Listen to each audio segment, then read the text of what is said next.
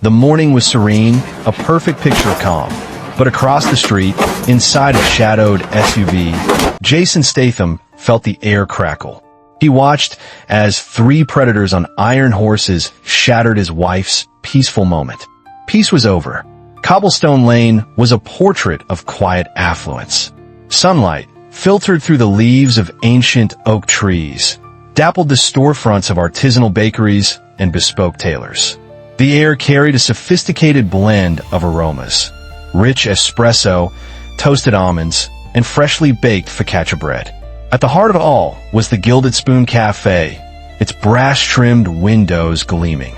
Inside, at a small marble-topped table, Isabella Statham enjoyed a rare moment of solitude. An accomplished architect, she possessed an elegance that was inherent, not applied. She wore a tailored, cream-colored silk blouse and dark, flowing trousers. Her dark hair swept into a loose but intricate knot at the nape of her neck.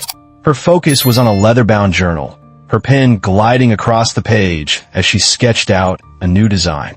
She was a picture of grace and concentration. Across the street, parked discreetly in the shadow of an awning, Jason Statham watched her from the driver's seat of a matte black Audi Q8. The windows were tinted, his presence a secret. This was her hour, a sacred ritual of peace before the day's demands, and he always honored it. But honoring her space never meant leaving her unprotected. His gaze, sharp and analytical, swept the street. He wasn't just looking. He was assessing, cataloging, running threat diagnostics out of pure, ingrained habit. His powerful fingers tapped a silent, rhythmic beat on the leather steering wheel. The rhythm was shattered by a violent roar that tore through the lane's tranquility. Three motorcycles, chrome monsters dripping with aggression, thundered to a halt directly in front of the cafe. They were loud, obnoxious, and utterly out of place. The gentle murmur of conversation in the cafe faltered and died. Leading the trio was a man who seemed carved from granite and grease. His head was shaved on the sides, with a grimy tuft of dreadlocks sprouting from the top. A jagged scar sliced through his eyebrow and down his cheek, a permanent sneer etched into his face. His leather vest, stretched tight across a barrel chest, bore the insignia of the Iron Scorpions. This was their leader, a man known only as Grit. Flanking him were two others: Hammer, a mountain of muscle with vacant eyes, and Slick, a wiry man whose gaze darted everywhere, hungry and predatory. They dismounted as if they owned the pavement. Grit kicked a beautifully arranged flower pot, sending soil and petals scattering across the sidewalk. "Table for three, princess," he snarled at the young waiter who approached them, trembling. "And make the coffee black and bitter, like my soul." The staff exchanged panicked glances but complied. Within moments, the bikers were seated at an outdoor table, their chairs scraping violently against the stone.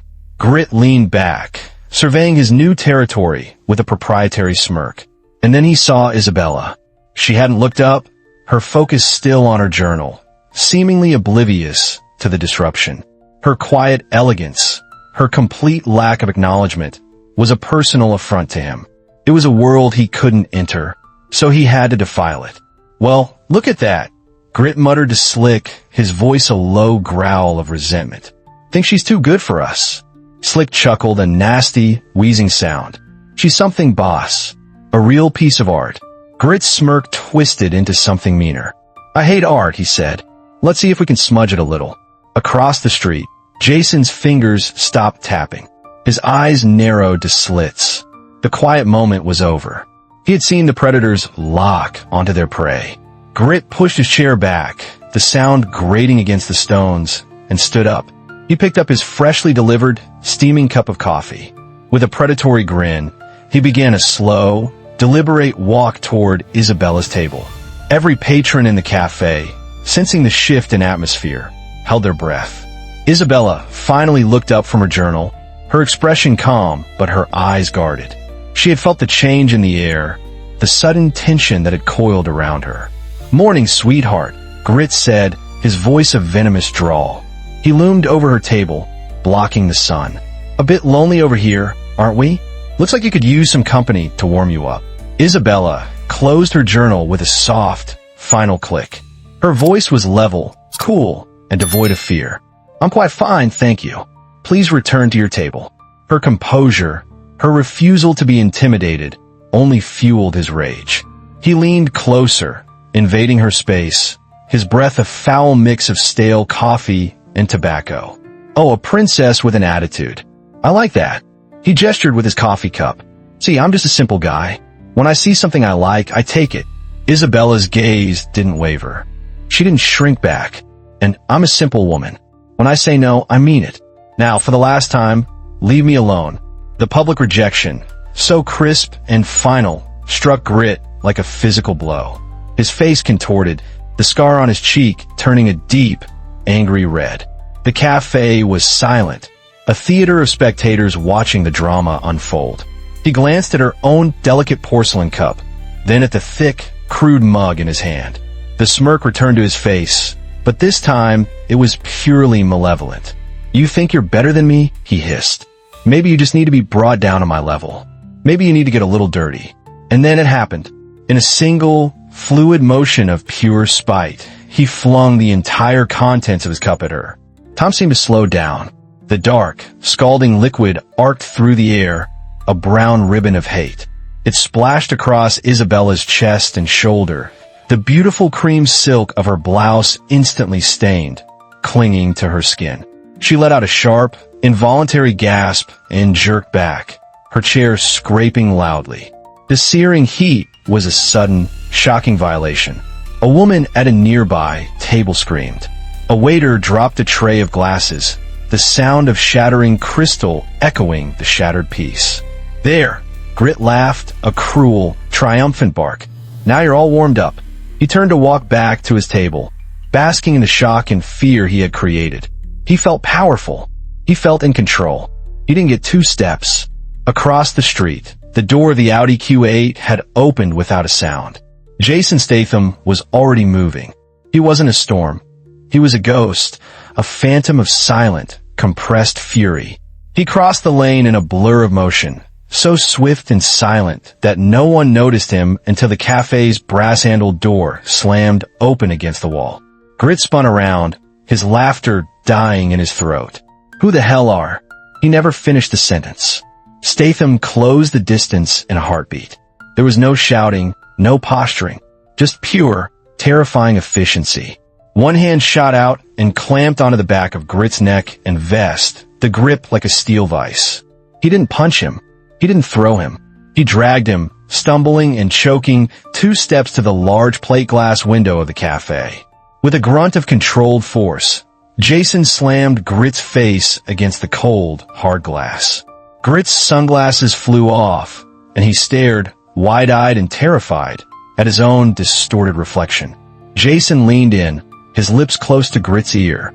His voice was a low, chilling whisper, more frightening than any shout. "You just spilled coffee," he breathed, "on my wife." For a frozen second, the world was silent, save for Grit's panicked, wheezing breaths against the glass. Then his 2 cronies, Hammer and Slick, snapped out of their stupor. With roars of outrage, they lunged forward. Big mistake. Statham released Grit, who slid down the window like a discarded rag. He turned to face the new threats with an unnerving calm. Hammer, the mountain of muscle, swung a fist the size of a cinder block. Statham didn't retreat. He flowed around it. In a single, fluid movement, he sidestepped the clumsy punch his hand darting out to the table Hammer had just left. He grabbed a heavy, metal sugar dispenser. Clang! The metal container connected precisely with Hammer's wrist. There was a sickening crack of bone. The big man howled in pain, his arm going limp. Statham didn't pause. He followed through with a brutal palm strike to Hammer's solar plexus, knocking the air from his lungs and sending him crashing backward into a large terracotta planter, which exploded into shards around him. One down. Slick, the wiry one, was more cunning. He pulled a short length of bicycle chain from his pocket and whipped it at Statham's head. Statham ducked under the whistling chain, the metal links grazing his hair. As he came up, his elbow pistoned forward in a short, vicious arc, connecting squarely with Slick's throat. Slick made a choked, gurgling sound, and dropped the chain, his hands flying to his neck as he staggered backward, his eyes wide with the terrifying realization that he could no longer breathe properly. He collapsed onto the pavement, twitching. 2 down. It had taken less than 5 seconds. The entire brutal ballet was a masterclass in violent efficiency. The patron stared, mouths agape. This wasn't a brawl. It was a deletion. Statham turned his attention back to Grit, who was just pushing himself to his knees, his face a mask of disbelief and pain. Jason took a deliberate step toward him. Just then, the wail of sirens sliced through the air, growing rapidly closer. A police cruiser screeched to a halt at the curb, and 2 officers emerged. One was young, his hand nervously hovering over his holster. The other was older, Sergeant Miller, a man with a weary face that had seen it all. "Police. Hands where I can," the young officer began, then stopped, his eyes widening as he took in the scene. 2 bikers down, one on his knees, and a man standing over them with the calm demeanor of someone who had just finished a crossword puzzle. Sergeant Miller sighed, a long, suffering sound. He didn't even bother drawing his weapon. "Statham," he said, "the name is statement, not a question. Please tell me this mess is at least justified." Before Jason could answer, Isabella stepped forward, pressing a napkin offered by the waiter to her reddened shoulder. "That man," she said, her voice shaking slightly with adrenaline but firm with conviction, pointing a slender finger at Grit, "assaulted me. He threw scalding coffee on me because I refused his advances." Miller's gaze shifted to Grit. "Is that true?" Grit, clutching his ribs, could only manage a pained growl. At that moment, a young man with a smartphone held up, his face pale but his eyes shining with excitement, spoke up. "I got it all, officer. The whole thing. He totally harassed her. And then this guy was like something out of a movie, but real." Miller glanced at the phone, then back at the human wreckage. He looked at Statham. "Looks like you handled the preliminary paperwork." He then nodded to his young partner. "Cuff him. Assault, public disturbance, and whatever else we can think of."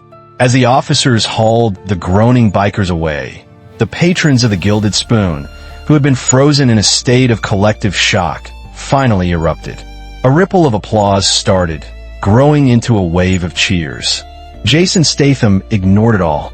He walked to Isabella, his eyes, previously chips of ice, softening with concern. "Are you all right?" She nodded, managing a small, shaky smile. "I am now." The Statham home was a marvel of modern architecture, a fortress of glass, steel, and concrete perched on a hill overlooking the city. Inside, the silence was a stark contrast to the chaos of the morning. Isabella sat on a sprawling leather sofa, a medical-grade cold pack resting on her shoulder, the angry red blotch on her skin slowly subsiding. Jason wasn't with her. He was in the garage, a space that looked less like a place to park cars and more like a high-tech operations center combined with a professional gym. Stripped to a gray t-shirt that clung to his formidable physique, his hands expertly wrapped, he was unleashing a controlled storm of violence on a 200-pound heavy bag. Thwack! Thwack! Thwack! Each impact was a sharp, explosive sound. He wasn't just exercising. He was decompressing, exorcising the cold rage that still simmered beneath his calm exterior. The fight at the cafe had been a necessary, precise application of force. This was the aftermath, the contained explosion that had to happen somewhere. Isabella appeared at the doorway, holding a cup of herbal tea. She watched him for a moment, her expression a mixture of love and sorrow. She knew this side of him, the coiled lethality that he kept locked away for her, for their life together. He saw her and immediately stopped, his breathing deep but even. He unwrapped his hands, revealing bruised and scraped knuckles. She walked over to him, setting the tea down. She gently took his hand, her soft fingers tracing the damaged skin. "I hate that they made you bring that part of you home," she whispered. It wasn't an accusation, it was a lament. He turned his hand and laced his fingers with hers. "They didn't," he said, his voice low. "I brought it home to make sure it never gets through the door." Later that evening, after a quiet dinner, An uneasy feeling settled over Jason. It was a familiar itch, the instinct of man who had survived in places where a single mistake meant death. He told Isabella he was going to check the perimeter's security sensors. But he didn't go to the main console. He walked out the back, toward a small, almost invisible gate hidden in the foliage at the edge of their property. It led to a narrow, winding path, an emergency escape route he had established himself, known only to him and Isabella. As he approached, his eyes scanned the ground, and then he saw it. Half hidden in the dirt was a cigarette butt. It was a cheap brand, one he would never smoke. It was fresh, the paper still white, the filter barely stained. Someone had stood here, recently, watching his house from a concealed position. His jaw tightened. This wasn't a random act of vandalism. This was reconnaissance. He returned to the house, his movements calm, betraying none of the sudden, ice-cold alertness that now flooded his system. He went to his study and accessed the feeds from the half-dozen micro-cameras he had hidden around the property's exterior. He rewound the footage from the last few hours, his eyes scanning for anomalies. There, a flicker of movement near the hidden path. He zoomed in, the image grainy in the low light.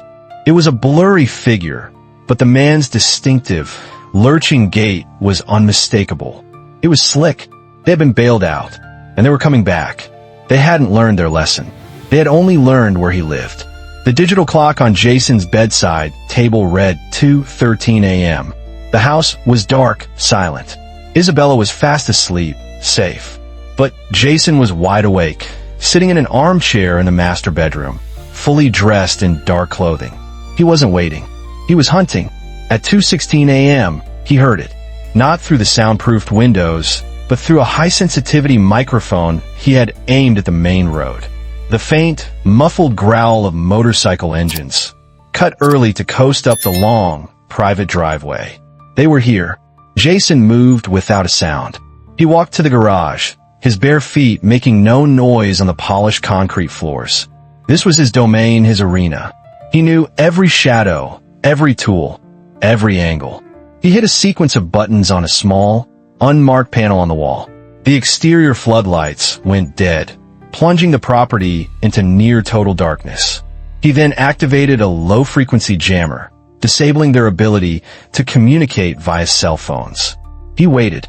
The garage's side door creaked open. 3 figures slipped inside, moving with a clumsy attempt at stealth. It was Grit, Hammer, and Slick, their faces bruised and contorted with hate. They were armed. Grit held a crowbar, Hammer a heavy maglite flashlight that could easily serve as a club, and Slick was unwrapping his bicycle chain. "Find him," Grit whispered, his voice echoing slightly in the vast space. "The wife's room is upstairs. We'll start there. Make him watch." From the shadows behind a vintage Aston Martin, Jason watched them spread out. They thought they were the predators. They had no idea they were already in the trap. Slick moved toward the back of the garage. As he passed under the heavy, rolled-up garage door, Jason hit another button on his remote. The massive metal door came crashing down with a deafening bang. Slick yelled in surprise, his chain getting snagged and ripped from his grasp. Before he could turn, Jason was on him. He didn't use a punch. He grabbed a heavy torque wrench from the wall mount and brought the handle down hard on Slick's collarbone. The snap was sickeningly loud. Slick crumpled to the ground without a sound. Hammer spun around, raising his mag light. "Who's there?" he roared into the darkness. Jason kicked over a large pan of used motor oil he had strategically placed earlier. Hammer, rushing forward, hit the Slick patch. His feet went out from under him, and he pinwheeled his arms, trying to keep his balance. As he fell backward, Jason emerged from the darkness and delivered a single, devastating kick to his ribs. The big man landed hard against the fender of a Porsche 911, the impact triggering the car's piercing alarm. WEWO, WEWO. Red lights from the alarm system flashed, illuminating the scene in strobing, hellish bursts. Grit stood frozen in the center of the garage, the crowbar held tight in his hand, his head whipping back and forth. "Show yourself, you coward," he screamed over the siren. The alarm abruptly cut out. Silence descended again, thick and heavy. Cowards come to a man's home in the middle of the night. Jason's voice echoed from the darkness. They bring weapons because they're weak. They target women because they're pathetic. He stepped out from behind a support pillar, unarmed, his hands loose at his sides. Grit let out a roar of pure rage and charged, swinging the crowbar in a wild, decapitating arc. Jason ducked under it, the wind from the weapon whistling past his ear. He flowed inside Grit's guard, his hands a blur. A palm strike to the chin snapped Grit's head back. An elbow to the sternum buckled his knees. A final, brutal knee strike to the face sent him sprawling backward onto the cold concrete floor, the crowbar clattering uselessly beside him. Jason stood over him, breathing evenly. He looked down at the broken, groaning man. "My house," Jason said, his voice flat and final. "My rules." As if on cue, the driveway was flooded with the red and blue lights of police cruisers. Jason had triggered the silent alarm the moment the bikers stepped on his property. Sergeant Miller was the first one through the door, weapon drawn. He took in the scene. 3 armed intruders, 3 incapacitated bodies. Jason Statham, standing calmly in the middle of it all, without a single scratch on him. Miller holstered his weapon with a shake of his head. "Let me guess," the sergeant said, a note of weary resignation in his voice. "They came to deliver a package." Jason looked at him, a flicker of something almost like a smile in his eyes. "Something like that," he replied. "I just helped them unpack." The aftermath was swift and decisive. Faced with overwhelming evidence, including high-definition security footage of their break-in, Grit, Hammer, and Slick received hefty prison sentences for attempted home invasion, assault with a deadly weapon, and violating their parole. There was no bail this time, but their legal punishment paled in comparison to their social one. The video from the young YouTuber at the Gilded Spoon had gone supernova. With over 50 million views in a week, it had become a cultural phenomenon. The bikers' faces were now the subject of countless memes, GIFs, and TikToks, all set to action movie soundtracks. They were the poster boys for messing with the wrong person. The term Statham justice trended for days, becoming online shorthand for a swift, brutal, and thoroughly deserved comeuppance. They weren't just criminals anymore. They were a global punchline. A week later, Jason and Isabella returned to the Gilded Spoon Cafe. They sat at the same marble-topped table, the sun warming their faces. The atmosphere was different now. The other patrons smiled and nodded at them with a mixture of awe and respect. The owner insisted their order was on the house for life. Isabella sipped her tea, a genuine, relaxed smile on her face. "It's peaceful again," she said softly. Jason nodded, watching the quiet life of the lane unfold. For now, she looked at him, her eyes full of a deep, knowing affection. "You know," she began, leaning in slightly, "for a man who says so little, you made a very loud statement." He turned to her, and for the first time, a rare, genuine smile touched his lips. He reached across the table and took her hand. "Some things," he said, "don't need words." A family walking by waved. Their young son, no older than 8, pointed excitedly. "Mom, Dad, it's him. He's a real-life superhero." Jason simply gave a small, discreet nod in their direction before turning his full attention back to his wife, the only audience whose opinion ever truly mattered. The world could have its heroes, its memes, and its viral moments. He had his piece, and he knew exactly what it was worth fighting for. Sometimes, justice isn't about the fight itself. It's about the silence that follows when the right person decides to stand up. What do you guys think? Was this karma, or just a Tuesday for Jason Statham? Let us know your thoughts in the comments below, and please, always comment with respect. Don't forget to like, share, and subscribe for more stories where a single moment changes everything.